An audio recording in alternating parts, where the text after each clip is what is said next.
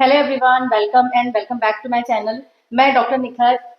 आज डॉक्टर रजनी गुप्ता हाँ। मैम के साथ हम फिर से प्रेजेंट हुए हैं एक बहुत ही ज़्यादा इंटरेस्टिंग टॉपिक के साथ। और आज का टॉपिक बहुत ही ज़्यादा यूजफुल होने वाला है उन लोगों के लिए जो प्रेग्नेंट है, या उनके लिए जिनके फ्रेंड या उनके रिलेटिव में कोई प्रेग्नेंट है। प्रेगनेंसी में बहुत सारे क्वेश्चन प्रेग्नेंट पेशेंट के मन में आते हैं और वो चाहते हैं कि अपने डॉक्टर से उन छोटे छोटे सवालों का जवाब उन्हें मिल सके। तो हमने ज्यादा से ज्यादा क्वेश्चन को यहाँ कवर किया है, जिसके आंसर आज हमें मिलने वाले हैं डॉक्टर रजनी गुप्ता मैम से। तो चलिए आज का टॉपिक हम शुरू करते हैं। मैम, फर्स्ट ट्राइमेस्टर में हम पेशेंट को कुछ ब्लड टेस्ट एडवाइस करते हैं जिसे हम एएनसी प्रोफाइल कहते हैं। तो ये एएनसी प्रोफाइल का क्या इंपॉर्टेंस है जो हमें फर्स्ट ट्राइमेस्टर में ही कर लेना चाहिए? देखो, फर्स्ट टाइमेस्टर में जो हम टेस्ट करते हैं बेसिकली टेस्ट को मदर का देखने के होता है, उनका हेल्थ का क्या स्टेटस है। उसमें मेन इंपॉर्टेंट एक तो ब्लड ग्रुप रहता है। ब्लड ग्रुप से कोई हेल्थ स्टेटस का नहीं है, अगर वो आरएच निगेटिव है तो हम फादर का भी ब्लड ग्रुप चेक करते हैं और उनका एक कोम टेस्ट करते हैं। और इन केस ऑफ इमरजेंसी कभी ब्लड चढ़ाना रहे तो हमारे पास ऑलरेडी एक रिपोर्ट रहती है कि मदर का ब्लड ग्रुप क्या है। सेकंड रहता है हीमोग्लोबिन या कंप्लीट ब्लड काउंट, उसमें पता चलता है कि उनको कोई एनीमिया वगैरह को तो नहीं है। तीसरा एक रैंडम ब्लड शुगर रहता है जिससे पता चलता है वो उनका अगर बहुत हाई होगा तो हमें डायबिटीज़ के लिए उनके फर्दर टेस्ट कराने होंगे।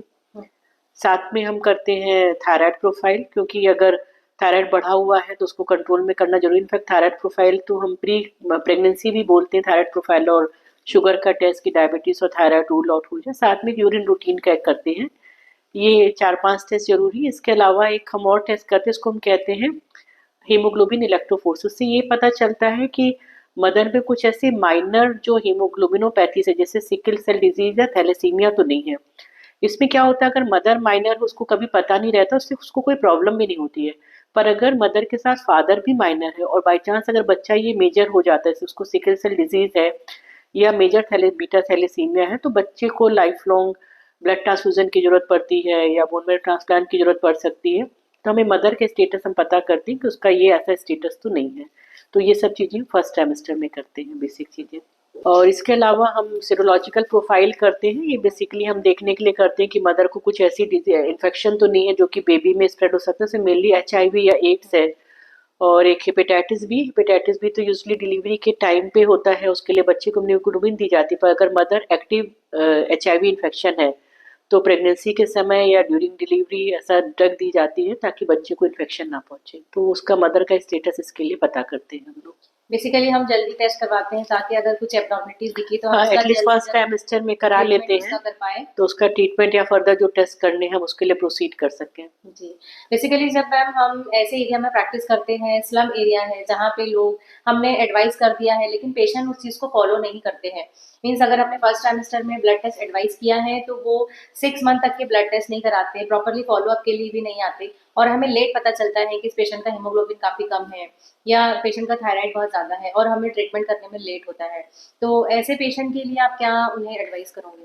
मैं तो मतलब आप कम से कम अपना हीमोग्लोबिन, थायराइड, ब्लड शुगर, ये 3 टेस्ट तो आप और एचआईवी स्टेटस से करा लीजिए। और आजकल प्रेग्नेंट वुमेन के लिए तो गवर्नमेंट में भी काफ़ी कम रेट में या फ्री कराया जाता है। तो आप गवर्नमेंट सेटअप में जाके करा सकते हैं और रिपोर्ट्स फिर अपने डॉक्टर को दिखा सकते हैं। पर आप करा लीजिए, क्योंकि जो टाइम बीत जाता है जिसमें हमें ट्रीटमेंट शुरू कर देना चाहिए वो टाइम तो निकल जाएगा। तो इस वजह से आप फर्स्ट ट्राइमेस्टर मतलब कम से कम 8-9 वीक प्रेगनेंसी वगैरह तक में अगर हमें बेसिक पता चल जाए तो बहुत अच्छा रहता है। ट्रीटमेंट हो सकता है टाइम। मैम, प्रेगनेंसी में या फर्स्ट ट्राइमेस्टर में कौन से वैक्सीन सेफ होते हैं? प्रेगनेंसी और जो हमारे गवर्नमेंट के जो है प्रोटोकॉल है, सेफ वैक्सीन में हम कहें तो टिटनस वैक्सीन है जो कि मैंडेटरी है इंडियन गवर्नमेंट की तरफ से। फर्स्ट ट्राइमेस्टर में तो उतना नहीं दिया जाता, मतलब सेफ तो है लेकिन यूजली फर्स्ट ट्राइमेस्टर के बाद दिया जाता है, क्योंकि उसका जो पर्पस रहता है देने का यूजली ये बेबी में प्रिवेंट करने के लिए दिया जाता है। तो बेबी की वायबिलिटी है 24 वीक के बाद बोल रहे हैं। जी। तो फर्स्ट ट्राइमेस्टर में तो ऐसा कोई वैक्सीन का नहीं है, सिर्फ एक वैक्सीन जैसे हम बोलेंगे अगर कोई हेपेटाइटिस बी के लिए बहुत हाई रिस्क पर्सन है तो उसको हम दे सकते हैं। और सेकेंड चीज, जब कोविड था तो कोविड की वैक्सीन किसी भी ट्राइमेस्टर में दी जा सकती है। तो कोविड की वैक्सीन हम दे रहे थे। अगर हाई रिस्क है तो हेपेटाइटिस बी की वैक्सीन देते हैं। अगर बहुत ठंडी जगह पे जो लोग रह रहे हैं और फ्लू का टाइम है तो मदर को फ्लू से प्रिवेंट करने के लिए फ्लू की वैक्सीन दी जाती है। बाकी टिटनेस टॉक्साइड है, that is also safe but usually it is given early second trimester. और सेम वे में डिप्थीरिया और पर्ट्यूसिस की जो वैक्सीन है वो भी हम 16 वीक के बाद ही देते हैं। बेसिकली फर्स्ट ट्राइमेस्टर में कोई भी वैक्सीन उतने नेसेसरी नहीं है। हाँ, जो भी एक्सेप्ट जब वैक्सीन है वो कोविड था तो सेकेंड। कोविड हमने दिया भी है, और कुछ भी मदर वास, अगर उनको कोविड नहीं हुआ या हुआ भी तो बहुत मिनिमल हुआ था कोविड, और बच्चे उनके बेबी भी डिलीवर हुए, बेबीज को भी कोई प्रॉब्लम नहीं है। और flu vaccine if it is, यहाँ इंडिया में तो नहीं इतना फ्लू होता है, लेकिन बाहर की कंट्रीज में जहाँ बहुत ठंड पड़ती है वहाँ फ्लू होता है, निमोनिया हो सकता है, तो उन तरह उस वहाँ की मदर्स को फ्लू वैक्सीन भी दी जाती है। जी। मैम मैंने देखा है कि जो आंगनबाड़ी या गवर्नमेंट सेटअप जो रहते हैं जिसे हम आंगनबाड़ी कहते हैं, जो आशा वर्कर रहते हैं वो प्रेग्नेंट वुमेन को काफ़ी फोर्स करते हैं कि वो फर्स्ट ट्राइमेस्टर में ही टीटी का इंजेक्शन दे देते हैं। तो अगर कोई पेशेंट 8 या 9 वीक्स पे ही टीटी का इंजेक्शन ले लेते हैं उनके फोर्स करने पर, तो क्या कोई साइड इफेक्ट है? नहीं, उसके साइड इफेक्ट कुछ भी नहीं है। देखो, जो टिटनेस होता है वो एक जो इसका जो बैक्टीरिया रहता है वो यूजली ये, अगर मदर मदर को टिटनेस नहीं मिला, उसका बाई चांस अबॉर्शन हुआ है, वो भी अनहाइजीनिक वे में हुआ है या ऐसे इंस्ट्रूमेंटेशन हुआ है, तो अगर मदर को पहले से वैक्सीन नहीं है तो उसको टिटनेस होने का डर रहता है। लेकिन जो बेसिक उसका रीजन रहता है कि अभी भी इंडिया में बहुत सी डिलीवरीज गांव में हो रही हैं, और जो बच्चे की नाल जो काटी जाती है अम्बिलिकल कॉर्ड, वो भी बहुत अनहाइजीनिक वे में वो घर के उस तरह से या हंसिए से काट देते हैं, तो उसमें बच्चे को टिटनेस होने का डर रहता है। तो जो टिटनेस का वैक्सीन है ये प्रेगनेंसी में कभी भी दिया जा सकता है। ये 2 डोज दी जाती है, बेसिकली इसकी 3 डोज होती है। जीरो जीरो मतलब आज दिया है, और उसके 4 to 6 के वीक के बाद दिया है, और पहले वैक्सीन के 6 मंथ के बाद दिया है। तो बेसिकली जो थर्ड वैक्सीन होती है वो डिलीवरी के बाद आती है। तो क्योंकि हमारा देने का पर्पस यही रहता है कि बच्चे को टिटनेस ना हो, तो बच्चे की वायबिलिटी ही आ रही है 24-26 के बाद। तो बेसिक वैक्सीन जो रहती है वो 14 वीक में दी जाती है, दूसरी 18 वीक में दी जाती है, और तीसरी जस्ट आफ्टर डिलीवरी देनी चाहिए। अगर लेकिन दिया भी गया है तो उसका कोई साइड इफेक्ट नहीं होता है। मैम अक्सर ऐसा होता है कि पेशेंट को एक बेबी ऑलरेडी है जो अभी छोटा है और वो ब्रेस्ट फीड पे है, और उन्हें अनप्लान सेकेंड प्रेगनेंसी भी रुक जाती है, तो क्या वो फर्स्ट बेबी को कंटिन्यू फीड करा सकती है और कितने दिन तक के करा सकती है अगर वो प्रेग्नेंट है अभी? देखो, बहुत सडन तो हम नहीं कहते हैं कि आप बंद कर दीजिए मील, क्योंकि इससे थोड़ा ब्रेस्ट इंगॉर्जमेंट होता है, उनको फीवर आ सकता है, डिस्कम्फर्ट होता है, और ये पहले बेबी के लिए भी नहीं अच्छा है। पर जब प्रेगनेंसी डिटेक्ट हो जाए तो स्लोली उनको 1-2 महीने करके स्लोली करके ब्रेस्ट फीडिंग बंद कर दिए, क्योंकि नहीं तो उनका जो वीकनेस है, नोजिया, वोमिटिंग या गिडीनेस है, वो सब इंक्रीज हो जाता है, क्योंकि ब्रेस्ट फीड कराते हैं, उनको भूख, कैलोरी कंजप्शन ज़्यादा होता है, उतना खा नहीं पा रहे हैं, तो ये सिम्टोमेटिक बहुत ज़्यादा हो सकती है। इस वजह से स्लोली उनको बंद कर देना चाहिए, मैं फर्स्ट ट्राइमेस्टर के एंडिंग तक उन्हें एंडिंग तक बंद कर देना चाहिए। मैम प्रेगनेंसी में डाइट क्या एडवाइस करेंगे आप? देखो, एक जो रिसर्च से है, जो रॉ पपाया होता है अगर उसको बहुत ज़्यादा मात्रा में लिया जाए तो अबॉर्शन होने के चांस होते हैं। Except raw papaya in very good amount, कि कोई 1-2 किलो किसी ने कच्चा पपीता खा लिया है, उसके अलावा ऐसा नहीं है कि और कुछ ऐसा कि आपको, अगर आपने पका पपीता का कुछ एक टुकड़ा खा लिया इसमें से कोई नुकसान नहीं होता है। Raw papaya is one thing which we say should not be taken in large amount, या नहीं लीजिए आप। उसके अलावा जो बाकी चीज़ें होती हैं उसमें एक रहता है फास्ट फूड है। Fast food is both Indian and western both. Indian fast food क्या होती है, अपनी पानी पूरी है, समोसे हैं, बाहर का खाना है, यूजली बहुत अनहाइजीनिक वे में बनाए जाते हैं। इनके जो फूड आइटम, जो रॉ प्रोडक्ट रहते हैं वो भी तेल मतलब बहुत अच्छी क्वालिटी के नहीं रहते, और ट्रांस फैट बहुत रहता है, वो सेम ऑयल में वो एक कई कई दिन तक निकाल के पका रहे हैं। तो वो avoid, those things are not good, it is a bad type of fat item, अच्छा नहीं है, अनहाइजीनिक वे में है। तो it is not the food item, it is the way it is being prepared. आप घर में बना के खाइए, प्रॉब्लम नहीं है, पर वो बाहर का अवॉइड कीजिए।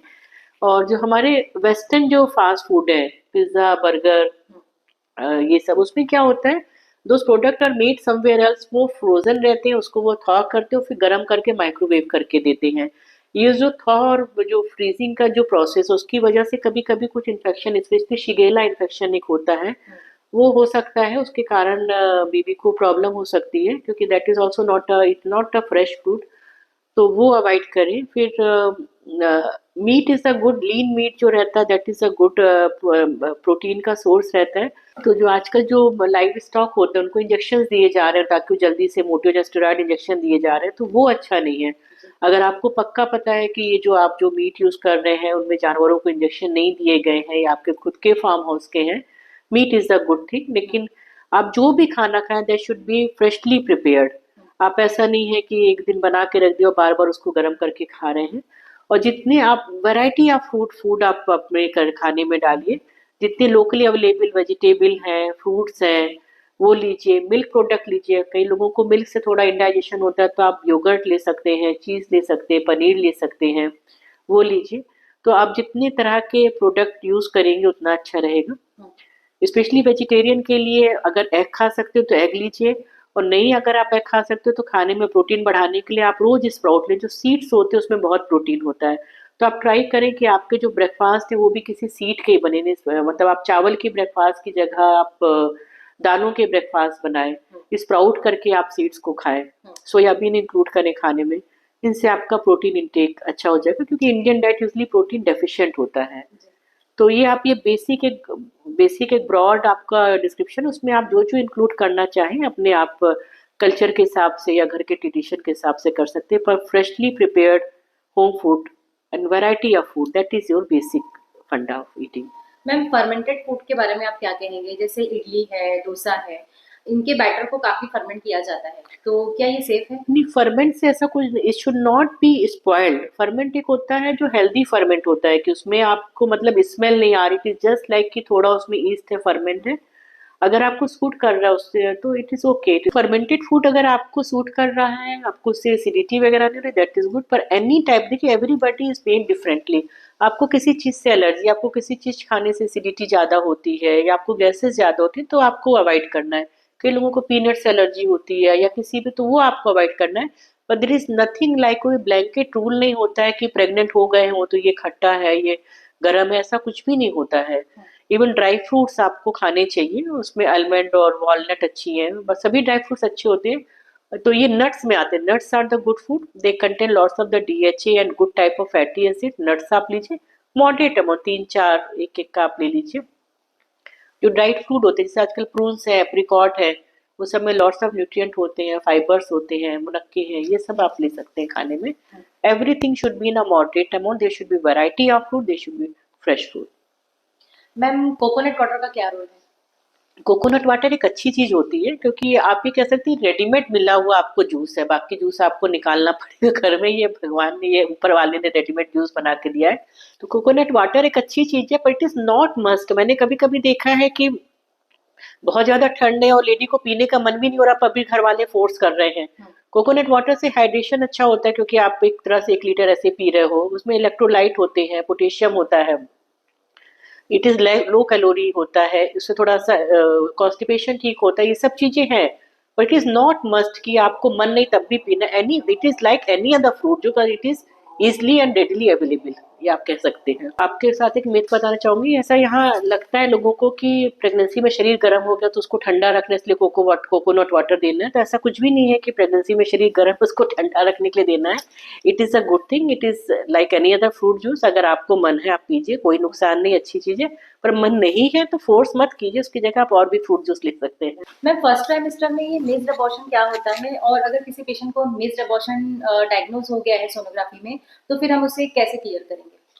देखो, मिस्ड अबॉर्शन का मतलब होता है कि सब कुछ ठीक चल रहा था, 6 वीक में कोई 6-7 वीक में सोनोग्राफी हुई, उसमें बेबी हार्ट थे, उसके बाद वो बाद में गए या उनको हल्की ब्राउनिश डिस्चार्ज हुआ या रेड ब्लीडिंग हुई या कुछ सिम्टम्स हुए या नॉर्मली रूटीन स्कैन किया गया तो पता चला कि 6-7 वीक तक तो बेबी ठीक था, अभी बेबी को 10 वीक होना चाहिए, लेकिन साइज उसका शायद 7 या 8 वीक ही दिख रहा है और उस बेबी का हार्ट नहीं है, तो उसको हम मिस्ड अबॉर्शन बोलते हैं। तो मिस्ड अबॉर्शन होने का भी सबसे बड़ा रीजन क्रोमोसोमल अनोमली होती है कि बच्चा ठीक फॉर्म नहीं हुआ था, इसलिए वो ग्रो नहीं हुआ आगे। और अगर ये 8 वीक के पहले है तो उसका ऐसा कोई बहुत सिग्निफिकेंट नहीं होता, इट इज नॉट, आप ये कह सकते हैं जस्ट मिस हैप की हो गया है। 8 वीक के बाद हुआ है कि बेबी का साइज जो है, जो हम क्रॉन रैम्प लेंथ कहते हैं, वो 8+ वीक तक दिख रही है, उसके बाद बेबी का हार्ट नहीं है। तो उसमें हमें कुछ टेस्ट कराने पड़ते हैं, स्पेशली एप्ला जो टेस्ट है, एंटी फॉस्फोलिपिड एंटीबॉडी सिंड्रोम, और कुछ केसेस इसमें प्रीवियस हिस्ट्री भी है या और प्रॉब्लम है तो थ्रोम्बोफिलिया स्क्रीन कराना पड़ता है। ये दोनों टेस्ट ही मेरे पास में ये रहता है कि जो ब्लड क्लॉटिंग रहती है वो कुछ प्लेसेंटा में हो, उसके से ब्लड सप्लाई कम हो गई है, उसके कारण होता है। तो जैसे हम लोग डिस्कस कर चुके हैं कि इकोस्पिन और ये नेक्स्ट प्रेगनेंसी में दिया जाता है उसमें। तो अगर मिस्ड अबॉर्शन हो गया है तो इसे तो कंटिन्यू नहीं कर सकते, तो इसे इसे टर्मिनेट करने कंटिन्यू के नहीं लिए। कर सकते, इसके लिए या तो नेचुरली इसको छोड़ दें, तो आप अगर कुछ प्रोजेस्टेरॉन सप्लीमेंट वगैरह ले रहे हैं सब बंद कर दें, और ये अपने आप नेचुरली अबॉर्ट हो सकता है with in 1 week 10 days.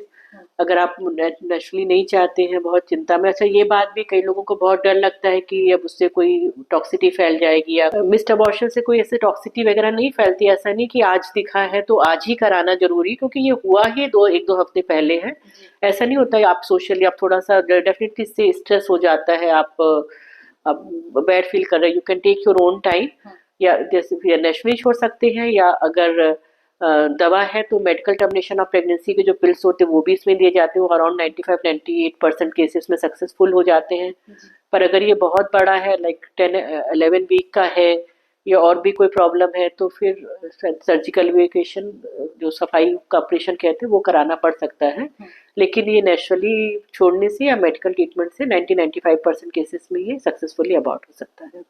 Ma'am अगर पिल्स यूज करके इसे टर्मिनेट कर रहे हैं या फिर सक्शन इवैक्यूएशन कर रहे हैं तो उसके बाद नेक्स्ट प्रेगनेंसी में कोई साइड इफेक्ट होंगे? सक्शन वेकेशन आजकल हम लोग अवॉइड करते हैं, क्योंकि इससे इन्फेक्शन होने का डर रहता है, तो एज फार एज पॉसिबल कोई भी अबॉर्शन को मेडिसिन से ही टर्मिनेट करने की कोशिश की जाती है। हम्म, वैसे अगर सक्शन वेकेशन किया भी, ऐसा कोई बहुत साइड इफेक्ट नहीं होते हैं। ये होता है कि मान लो कि कोई क्रोमोसोमल प्रॉब्लम है, या मदर में कुछ है, फादर में वो रिकरेंट आ रहा है, उसकी वजह से नेक्स्ट मिस्ड अबॉर्शन वगैरह होने के चांस थोड़े बढ़ जाते हैं। पर ये अबॉर्शन हुआ है उसके कारण नहीं होता है, वो जो बेस लाइन रीजन है उसके कारण जो है रिस्क बढ़ता है, not because of this abortion. Ma'am torch infection क्या होता है? डॉक्टर निखिल, टॉर्च इन्फेक्शन ये ग्रुप ऑफ इन्फेक्शन है, इसमें TORCH, ये अलग अलग 5 चीजें हैं। T G. से टॉक्सोप्लाज्मोसिस, हाँ। O से अदर होता है जिसमें हम सिफिलिस कर सकते हैं, हम्म, R से रुबेला होता है, C से साइटोमेगालोस वायरस होता है, S से हर्पीस वायरस होता है। और ये अलग अलग ग्रुप के हैं, इसमें कुछ बैक्टीरिया हैं, कुछ वायरस हैं, कुछ ट्रिपोनोमा पैलिडियम है, ये अलग अलग ग्रुप के हैं। हम्म, ये इन्फेक्शन को इसलिए ग्रुप किया है क्योंकि अगर ये इन्फेक्शन अगर ये नॉर्मली किसी को होते, हमें आपको होंगे, तो उसके सिम्टम्स हमें पता नहीं चलेंगे, हम्म, ये नॉर्मल कफ कोल्ड जैसा होके या कुछ वायरल फीवर होके खत्म हो जाएगा। पर अगर ये प्रेग्नेंट वुमेन को पहली बार हुए हो, उसको कभी जिंदगी में रुबेला नहीं हुआ है, और पहली बार उसने प्रेगनेंसी में हुआ है, तो ये बेबी एबनॉर्मल हो सकता है। हम्म, तो ये torch infection abnormality of baby cause करते हैं। या बाद में मान लो एबनॉर्मल जो हमें अल्ट्रासाउंड में मिल रहा है, दिख रहा है 5 मंथ के स्कैन में, या बेबी डिलीवर हुआ तो उसके अंदर कुछ एबनॉर्मलिटी है, या सीवियर IUGR है, बेबी का सीवियर ग्रोथ रिटार्डेशन है, या बेबी में हमने अल्ट्रासाउंड किया तो उसका सर का साइज छोटा है, या लिवर का साइज बड़ा है, या उसमें कैल्सिफिकेशन दिख रहे हैं ब्रेन में। हम्म। ये सब कुछ साइन होते हैं, तो यूजली ये होने में और अपीयर होने में कुछ मंथ लगते हैं, इसलिए उसको 5 मंथ में ही ये यूजली दिखता है।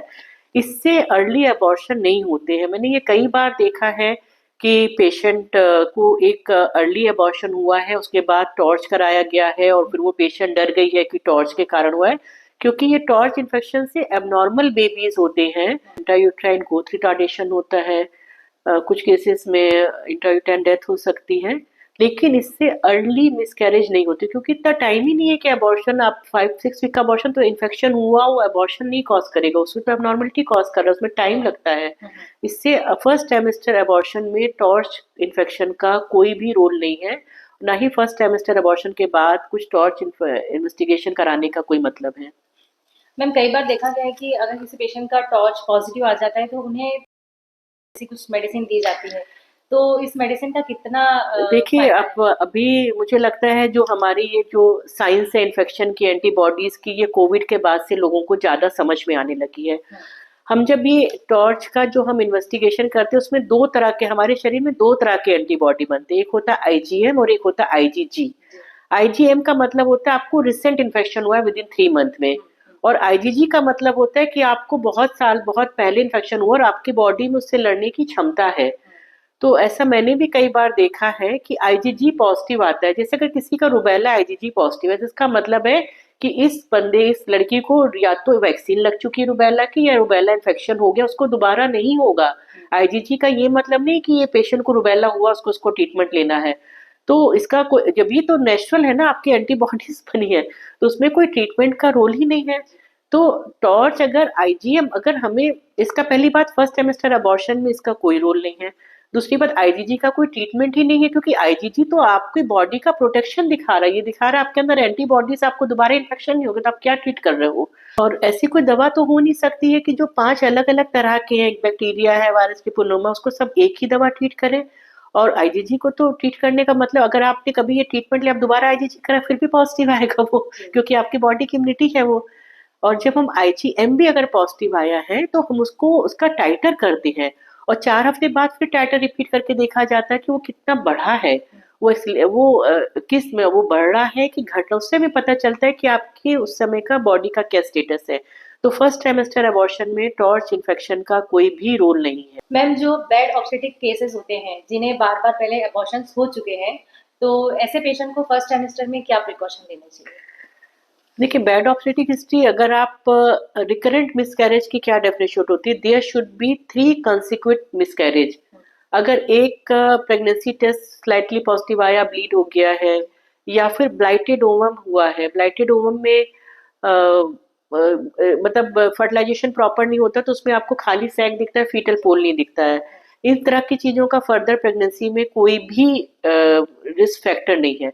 अगर 3 मिसकैरेजेस एक के बाद एक हो, या कोई मिसकैरेज जिसमें प्रेगनेंसी 8 वीक तक थी, 8 वीक तक डेट की नहीं, बच्चे का साइज 8 वीक से ज्यादा दिखा और बच्चे की हार्ट उस समय नहीं है, तो उसका इम्पोर्टेंस है। उसमें जैसे मैंने बताया है कि क्रोमोसोमल एनालिसिस करनी चाहिए, या फिर हमें एप्ला और थर्मोफिलिया प्रोफाइल करना चाहिए। और प्रिकॉशन में फोलिक एसिड, जैसे मैं हम लोग पहले भी डिस्कस कर चुके हैं, फोलिक एसिड से सेल मल्टीप्लिकेशन अच्छा होता है। इसको आपको प्रेगनेंसी के 3 महीना पहले से लेना है। प्रेगनेंसी सपोर्टिंग प्रोजेस्टेरॉन लिया जा सकता है, और ब्लड थिनिंग एजेंट लिया जा सकता है। अगर एप्ला, थर्मोप्रोफाइल या और भी कुछ टेस्ट में पॉजिटिव आया, तो डॉक्टर आपको हिपेरिन, जो कि इकोस्प्रिन से ज्यादा एक ब्लड थिनिंग एजेंट होता है, वो इंजेक्शन एडवाइस कर सकते हैं। और कुछ केसेस में अगर कुछ भी नहीं पता चल पाता है और 3 से ज़्यादा मिसकैरेज हो चुके हैं और ये है, तो हम उसमें कुछ ये इम्यूनोग्लोबिन के भी इंजेक्शन देते हैं, या बहुत रेयर केस में कभी कभी स्टेरॉइड भी देना पड़ सकता है, पर ये सब चीज़ें बहुत कम होती हैं, इतना उसकी ज़रूरत नहीं पड़ती है। आज की इस वीडियो में हमने फर्स्ट ट्राइमेस्टर से रिलेटेड सारे क्वेश्चन को कवर किया है, और इन सभी क्वेश्चन के आंसर को हमने बहुत ही डिटेल में और अच्छी तरीके से मैम से इसके आंसर लिए हैं, और मैम ने काफ़ी डिटेल में हमें काफ़ी टिप्स भी दी है और इनके आंसर भी हमें मिले हैं। तो उम्मीद करती हूँ कि आज की वीडियो आपके लिए बहुत ज़्यादा यूजफुल रही होगी। अगर आपको ये वीडियो अच्छी लगी है तो आप ज़रूर से लाइक कीजिए, और अपने प्रेग्नेंट फ्रेंड या रिलेटिव्स के साथ में ज़रूर से शेयर कीजिए, ताकि उन्हें भी इस वीडियो से काफ़ी फ़ायदा हो जाए। तो हम ज़रूर से प्रेजेंट होंगे नेक्स्ट वीडियो में एक बहुत ही इंटरेस्टिंग टॉपिक के साथ। तो आज के लिए इतना ही। Thank you. Thank you very much.